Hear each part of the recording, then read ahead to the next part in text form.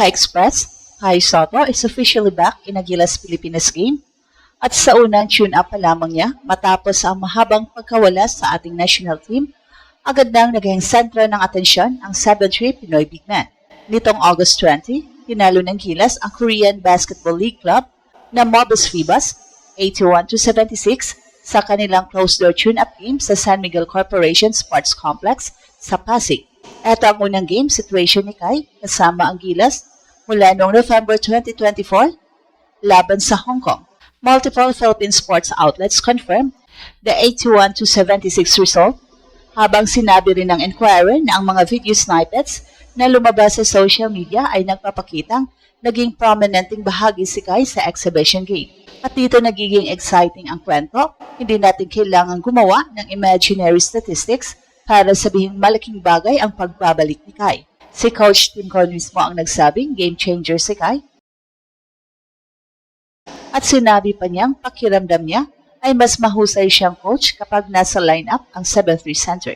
Kung ang tinatawag nating NBA-like skills ay combination ng size, mobility, rim presence, passing potential at ability to operate beyond being a traditional stationary center, yun ang klase ng package na matagal ng dahilan kung bakit kakaiba si Kai sa mga Pinoy big man. Pero may warning din si Coach Tim, hindi pa maganda ang overall performance ng Gilas. Close win ito at marami pang kailangang ayusin bago harapin ang Jordan sa August 28 at Iran sa August 30. Pero isang bagay ang malinaw, unang tune-up game pa lamang, bumalik na ang elementong matagal nang hinahanap ng Gilas, ang presence ni Kai sa gitna.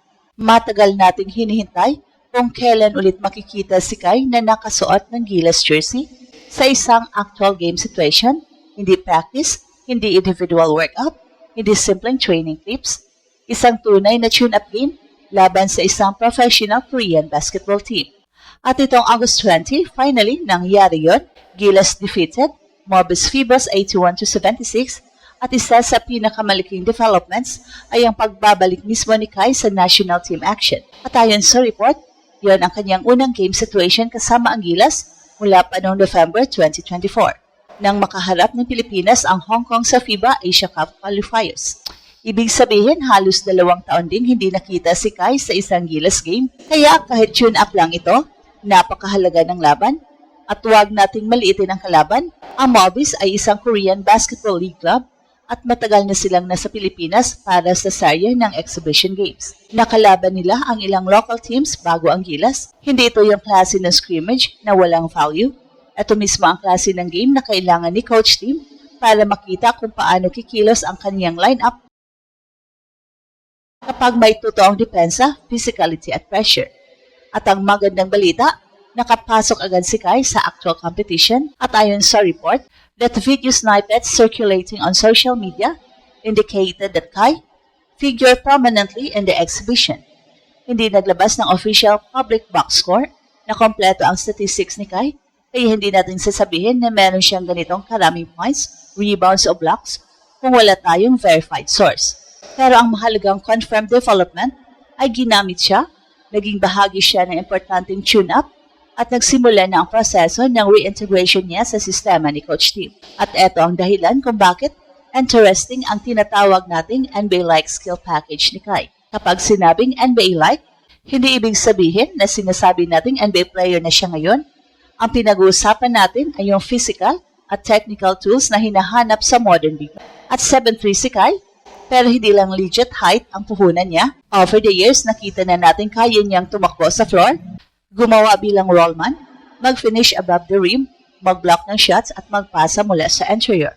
May shooting touch din siya na nagbibigay ng posibilidad na ilayo ang opposing center mula sa ilalim. That combination matters internationally. Kapag traditional center lamang ang isang big man, madaling hulaan kung saan siya pupunta. Pero kapag ang 7-footer ay pwedeng maging screener, passer, rim runner, paint protector at occasional perimeter threat, nag-iiba ang geometry ng offense. At yan ang potentially malaking epekto ni Kai sa Gilas, mismong si Coach Tim, ang hindi nagtago ng excitement nang bumalik ang kanyang center. Sinabi niyang, no doubt, he's a game changer for us. At idinagdag niyang pakiramdam niya ay mas mahusay siyang coach ngayong kasama muli si Kai.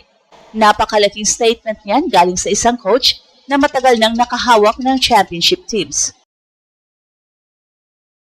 At bakit? Dahil maraming bagay ang pwedeng gawin ni Coach Tim kapag may Kai siya. Kapag nasa ilalim si Kai, kailangang respetuhin ng depensa ang lob at anterior finish. Kapag nag-roll siya, maaaring magkaroon ng space ang guards. Kapag nasa weak side naman siya, mahirap basta umatake ang kalaban dahil naroon ang 7-3 rim protector. At kapag nakakuha siya ng defensive rebound, hindi naman kailangang matagal ang transition. Ito yung elementong nagbibigay sa gilas ng ibang dimension, pero mahalagang hindi rin natin i-overhype ang tune-up. Coach Tim Crum himself admitted that Gilas did not play well. Sinabi niyang nakatulong ang game para makita nila kung nasaan sila ngayon at kung gaano pa kalayo ang kailangan nilang habulin bago maging handa. At para sa atin, mas maganda yon dahil nanalo sila kahit hindi pa pulido at meron pa silang panahon para ayusin ang chemistry. Most importantly, ngayon pa lamang, naibalik na si Kai sa sistema.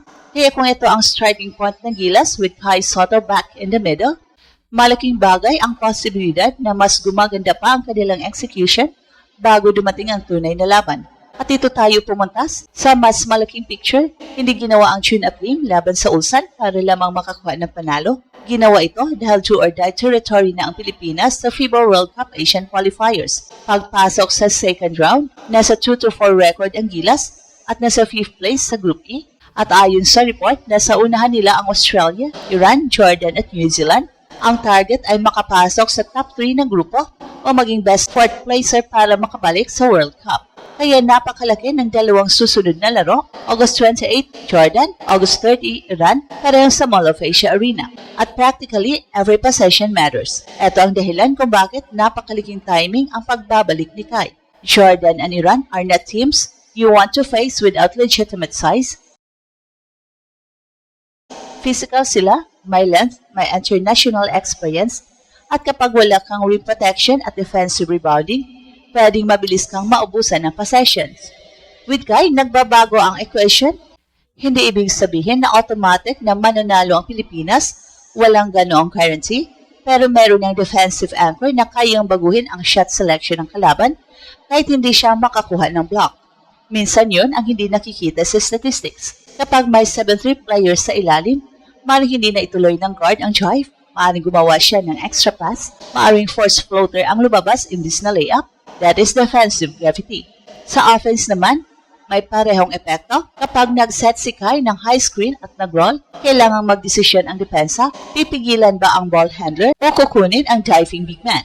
Kapag nag-collapse sila kay Kai, may shooter na maaring mabuksan. Ito ang klase ng indirect impact na napakahalaga sa international basketball.